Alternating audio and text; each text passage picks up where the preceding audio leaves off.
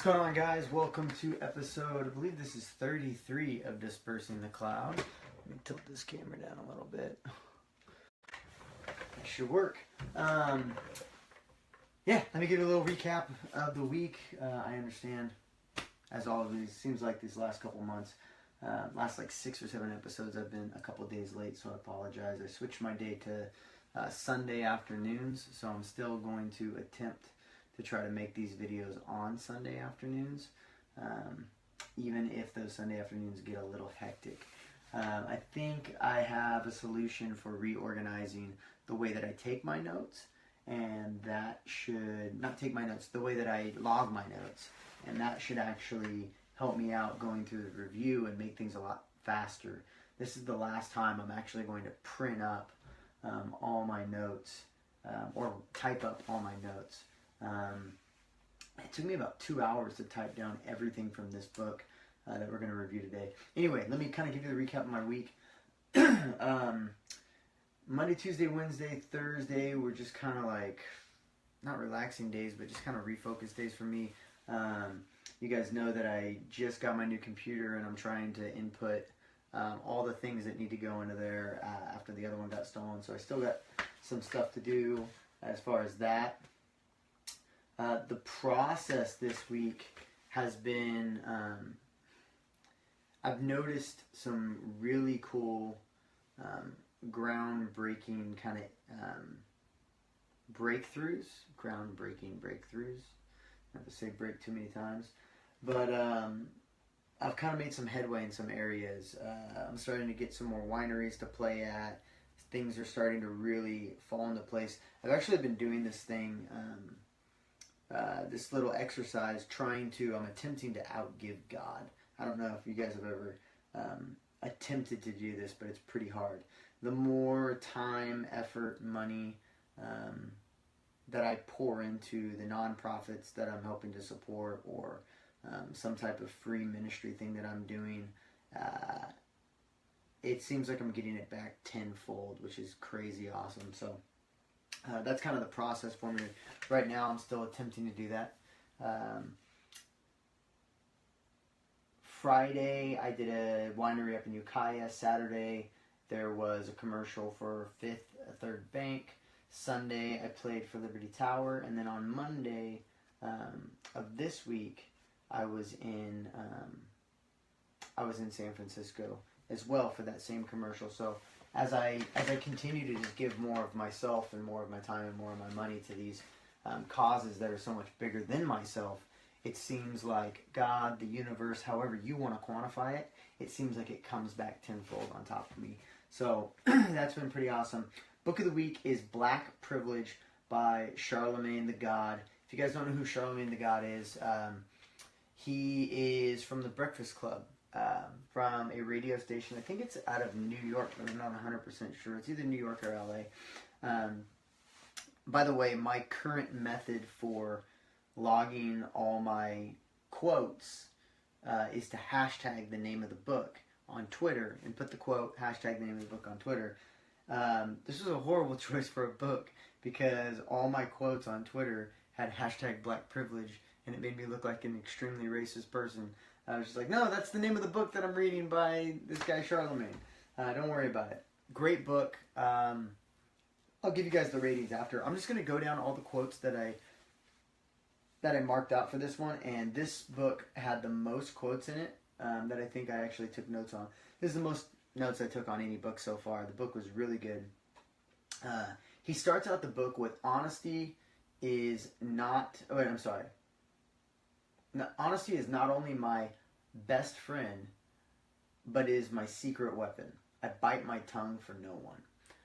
He starts the book off with this idea of being brutally honest, even when it's almost a detriment to you. He has kind of been known for speaking his mind and telling artists, he gets in a fight. There's a big fight with him and Kanye West online. You guys can check that out. Because he just tells him his album's trash. Because that's what he thought. He thought his album was trash. He said, yeah, I know you're on my show. You're here to promote your album, but I thought it was trash. And he told him why he thought it was trash. And so this is just a person who's decided that he's going to be honest in his life, and he's not going to pull punches for anybody. He actually tells a story of when he was younger and said something about somebody in his neighborhood, and that guy came up and he was like, "Hey, I heard you were talking trash on me." And so Charlamain tells him, no, yeah, I definitely said that. That's what I said, and I'm not going to take it back because that's what I think. And that guy gave him the beating of his life. Fast forward later on in his life, he ends up in prison with that guy. And the guy's like, dude, I always respected you. Which was pretty cool little full circle for him. The next quote is, success is not determined by the size of the town that you come from, but by the type of home that you grow up in. This was interesting. So, if I didn't make it clear, Charlamain the God is an African American success story, I guess you could say. He is extremely successful, extremely driven, extremely unapologetic, and I definitely admire a lot of the attributes that he has. One of the things that he attributes his success to is his mother making him read just a copious amount of books, and I'm starting to understand. Like I said, we're 33 weeks into this year of me really focusing in on reading books, and it's in the process of changing my life. Completely changing. I had a couple friends tell me my vocabulary is getting noticeably better, and then a couple of them even corrected, "Hey, you're using these words wrong." Oh, I am? Well, how am I supposed to use them? They would explain like where I was wrong, and I'd say, "Oh, that's weird because when I read it, this is how I read it and understood it. I guess that author was using it in this way." And it's been really interesting to kind of dive in with some of these vocabularies that are definitely outside the box of me used to be using them. But as I read them more and more and more, I get so much more comfortable. I just kind of start throwing them in there. And I mean, it's the life of a dyslexic person. You just see, you say something, you see how people react. No one flinched, so maybe that's how it works. Maybe that's how the word goes. And so it's very, very important for him to be reading a lot. And he attributes a lot of that to his ability to change his situation. He was not, by any means, a well-off person. His mom and dad were married, but they had some issues. They always had money problems and drug problems, and he sold drugs at times. That's how he ended up in prison, and all the above. But he said that reading was one of the staples that really projected him to his success. The next quote is, "There is no loss in life, only lessons." A couple of other books have hinted at this, that life teaches you. Rich Dad, Poor Dad really leans on this hard. Life teaches you lessons if you will listen. Think and Grow Rich leans on this hard as well. If you listen to life's lessons, it'll teach you. If you don't, it'll keep trying to teach you that lesson. Again, losing my backpack. That was a pretty hard lesson to learn. But it taught me that I shouldn't have all my files not backed up somewhere online. Right? And maybe having my files backed up somewhere online will get them stolen, and it will teach me not to do that. But each time it teaches me a lesson, I'm definitely going to learn that lesson. Or at least try to learn that lesson. Too many people lack the vision to realize an opportunity when there is no paycheck attached to it. This one really spoke to me. Clearly, a lot of the things that I do, I don't get paid for. If you're doing an internship, you're not getting paid for. One of the first jobs that he had was an internship at a radio station, and he didn't get paid for it. One of the first big gigs that he had out in New York was to come be a host on a huge New York show, just like a guest host, for a couple months, and they weren't going to pay him to do it. But he was like, yeah, I'm still going to do it because that'll get my name out there, and it really skyrocketed his career and projected it in the correct direction. But too many people lack the ability to see that opportunity when there's no cash involved.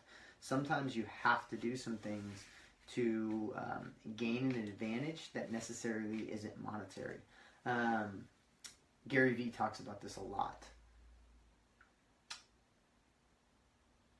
Any person must first believe that they are privileged. This comes from a bunch of different authors, all saying the same thing. You know, you guys have heard me talk about how every single author is saying the exact same thing, just in a different way. Whether they're white, whether they're black, whether they're rich, whether they started rich, whether they started poor, whatever walk of life they come from, they all say the exact same thing, that it's all in mentality. If you believe you're privileged, like Charlamain says, if you believe you're privileged, then all you will see is privilege. If you believe that you are at a disadvantage, all you will see is disadvantage. When I used to believe that I was incapable of reading, right? I'm incapable of reading. It's never going to happen for me. I'm disadvantaged. I really struggled in school. I failed. I got kicked out of college. Once I understood that the other attributes that I had were an advantage to moving in and out of conversations and personalities very fluidly, and being able to go into any situation and not know people and be comfortable. Those are skills that I built because I couldn't read. And so it changed an entire mentality for me of seeing advantage. So if all you see is disadvantage, if you paint yourself as a victim, it's all you're ever going to be. Gary Vee said this really well. Actually, when he was on the Breakfast Club with Charlamain, they were talking about success, and they were talking about racism and disadvantage and all the above. And he said he's not denying. I mean, because if anybody's going to deny that racism exists, that would be ridiculous. We're not going to deny. What Gary Vee said is that he's not going to deny that racism exists, but what he will say is, if you can't get, right, if you can't get the rich white guy to write you a check because he's a racist, then the market's going to kick you in the teeth, because that's the easy part. The easy part is getting rich white people to write you a check so you can start your business. That's the easy part. The hard part is getting your product to market and having it succeed. And so if you're looking at yourself as a victim, you already don't have the attributes to make yourself a great entrepreneur, to pull yourself out of the rut that you're in. You have to see advantage everywhere. And I think my only criticism of the book, and I'll get a little bit more into it, is that Charlamain acknowledges his own bias towards seeing racism when it's not there, because he knows that that's been ingrained and implanted in him. Yet he still says some things in the book towards the end where you're like, whoa, that was crazy. I gotta bust through these because I know there's a lot of them. Too many people. Let's see. Any person must first believe that they are privileged. We just said that one. Books gave me the confidence to dream bigger than I was supposed to. Again, going back to his mother making him read. Books give you the confidence to dream bigger than you're supposed to. I dream way bigger than I'm supposed to. I had a conversation with one of my friends tonight, and we were talking about what our financial goals were. And when I mentioned mine, they laughed out loud. They said, that's ridiculous. And I said, well, for some reason, I don't know why, I think it's these books, I feel like I'm supposed to be dreaming bigger than what I previously thought, you know? The whole concept of dream or shoot for the moon, you might hit the stars, you know, that whole concept. But books really give you an outlet to do that. Although everyone's path is different, have confidence that your truth is more than enough to take you where you want to go. He says this a lot in the book. He talks about F word, F your dreams, right? And so he would tell young college rappers he would go host a rapping deal at a college, and some rapper would get up and it would be totally horrible, and he would be like, dude, F your dream, you're never going to be a rapper, knock it off. And he talks about, again, him being an African American and growing up in the sense of that's what he wanted to do. He wanted to be a rapper because he saw everybody else's path who looked like him, and he's like, that's the path I have to go to make something of myself. And he said, luckily, somewhere in his life, someone said, dude, F this dream. It's not your dream. This is someone else's dream. This isn't what you want to do. This is what you think you have to do to make money. And I think that really reigns true to a lot of us. We've leaned back on our fallback of, this is a path that makes sense and is safe and is what I'm supposed to do. And we've put all of our eggs in that safe basket. And we said, well, this is the direction. That's not your dream. You know? I think for me, I might have latched on to doing a dream of being a great wrestler, you know? Maybe I still in the back of my head, I get a hankering to fight. Man, I got buddies who are professional MMA fighters. I love fighting. Maybe that's my dream. Maybe I should go do that. Dude, the truth is, that's not my dream. I'm a pretty decent sparrer, and I'm a really good wrestler. And if I really dedicated my life to doing that, I'd probably be pretty good. But is that really my dream? I'd probably be thinking about doing what I'm doing right now. I'd probably be thinking about music, because that's really my dream. And that's been my dream since I was a kid, before I even found wrestling. Wrestling was a nice vehicle that I used to get to where I'm at, but it definitely is not my dream.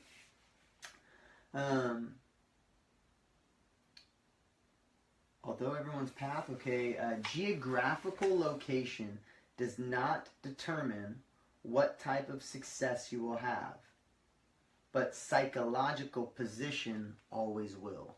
That goes back to believing you are privileged, believing that you have some advantages. And let's be real, because of affirmative action, people, minorities like myself, right? I got to put Hispanic on all my college applications because my last name's Fragoza. Awesome. That's an advantage, right? That's a perk that I get because I am a minority. You have to be willing to look past any discrimination and see advantage. And I think Charlamain does a really good job in this book of painting that kind of picture. This was just an interesting fact. I've been reading a lot on the Civil War right now. Some of you who follow me, the socially challenged deal that me and Daniel Rios were doing a little bit of a political conversation online about why the Civil War happened and all the above, and slavery and what's going on currently. So we got into that. So this quote kind of jumped out at me, and this was just kind of cool. In 1822, there was almost a slave revolt in Charleston led by Denmark Vesey. And he was a slave who bought his own freedom after winning the lottery. I thought that was kind of dope. But he almost, and this is one of Charlamagn's heroes, he basically saw the system that he was living within, and he said, "No, I'm gonna find ways around that." He ended up getting killed for trying to start this revolt, but he came very, very close to pulling it off. Someone actually ended up snitching on him. Another slave snitched on him, so he didn't pull it off. Snitches get stitches. Getting a oh, dude, this was weird. So I'm going to get a little spiritual on you guys. I know it's not a spiritual book, but Charlamain talks a lot about the God. A lot about God, and he calls himself Charlamain the God. He personally believes that we are all gods, and that mentality of manifesting good and righteousness within finding that righteousness within ourselves. And then he talks a little bit about a yin and a yang with just basically crap and righteousness, and saying how the universe was created with both, and crap makes the flowers grow. Is really, really interesting stuff. I don't agree 100% with his theology and philosophy, but a lot of it I definitely can get behind, and I think it's a good example of how someone believes differently than you, but they acknowledge a God, and I think that's a common ground that a lot of people can actually get. Hey, you might not be prescribed to the same theology that I am, but at least you're admitting, or you're saying that, like, you look outside and you're like, dude, there has to be something bigger than us. And I think that's the first part about answering questions or asking questions and seeking God. So this thing is called the Hag. Getting a visit from the Hag. He talks about the Hag in like the South, in the deep South, being this witch woman who would come sit on your chest and wouldn't let you get up, and literally till morning. And then when the morning broke, she would bounce off, right? If anybody has experienced this phenomenon, it is insane. He would say a hag, I would say some demonic spirit or something. This has actually happened to me, and it was freaking nuts. It was in a dream, and I literally had to physically call somebody else in the house to come, like, turn on a light and wake me up and get me out of it. It was freaking nuts. Don't mess with it. I don't even know how you mess with it, but don't mess with it. I just found it fascinating that I thought that was something homogenous to me. Apparently that's a thing in the South, and they call it the Hag. Well, the Hag came and visited me, and I don't like it one bit. So this is, let's see.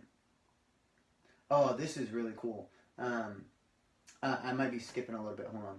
Let me wait to say that one. Yeah, I'm skipping a bunch. Again, this is I quoted so many different quotes from this. People don't realize how a man's life can be changed by one book. Malcolm X. That goes back to the book reading.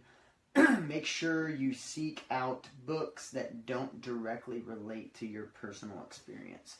This was actually an exercise that I was doing for this one. I wanted to read something that was not to my personal experience. A lot of what Charlamain wrote about, I can't really relate to, because I'm not African American and I've never faced that type of racial discrimination. Now, I have faced some racial discrimination on the fact that I look white and I'm Mexican. I've gotten racial discrimination from white people, and I've gotten racial discrimination from Mexicans who don't think I'm Mexican enough, because my grandmother insisted that my family don't speak Spanish.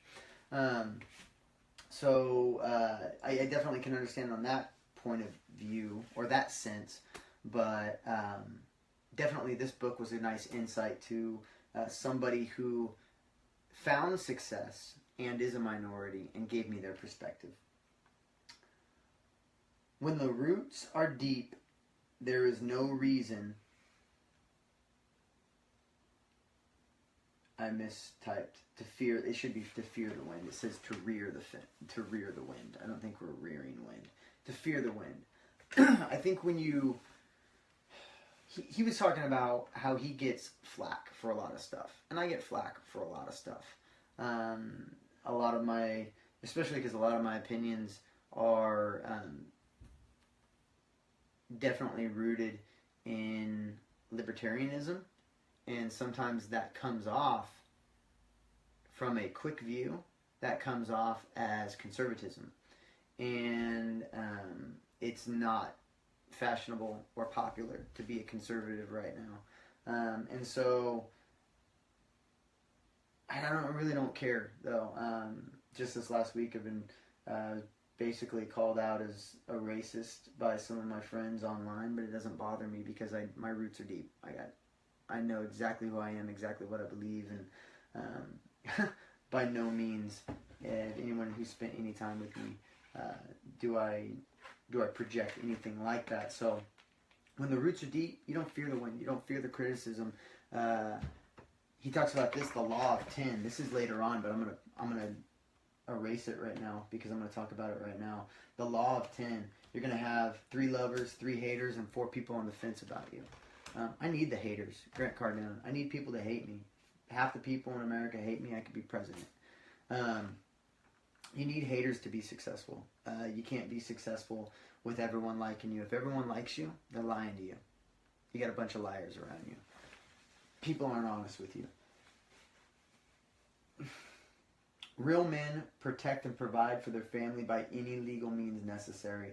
He was talking basically about the need to provide for a family, but at the same time, sometimes the streets don't necessarily offer an opportunity to do that. He actually got into a discussion with Gary Vaynerchuk about this, and the same attributes that it takes to be a drug dealer are to be an entrepreneur.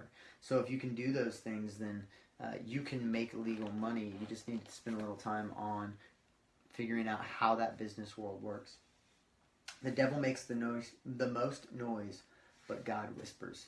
I think he was referring to dealing drugs and finding your own calling. And I find this to be true. I feel like if I'm quiet, if I'm still, if I really am focused on listening, then God will tell me what to do with my life, or He'll give me a direction. But if I'm not, the loudest things that I hear to do, that's the devil making noise. There's a great song by Ben Richter. It goes, sometimes the devil looks a lot like Jesus, telling me I'm not enough. Like, it's the same concept of just like, again, you start reading enough things and listening to enough things, you find out that a lot of people are saying the exact same things, just in different ways. Destiny is not a matter of chance, it's a matter of choice. You look at a lot of people who are finding their destiny. I have friends who have found their true calling in MMA fighting, and from the day one they were bred for that. From day one, they didn't find wrestling on accident at a late age. They found it at an early age. They chose it at an early age, and they perfected it and made it their life's work, their life's passion. I found wrestling, right, by chance, and I was pretty good at it, but I was accidentally good at it. I was just a good athlete. It fit my body type, but what I really wanted to do was be a singer. I didn't tell nobody that, right? But destiny is a choice. It's a choice to do what I do. I had a great job, and I left a great job to do this, but I chose to. It wasn't a chance that things are finally starting to work out. Next week, we're actually going to talk about the 80-20 rule, and I get to talk about positive motion and breaking through perpetual slump. Give me 1 second. Can you give me 10 minutes? Okay.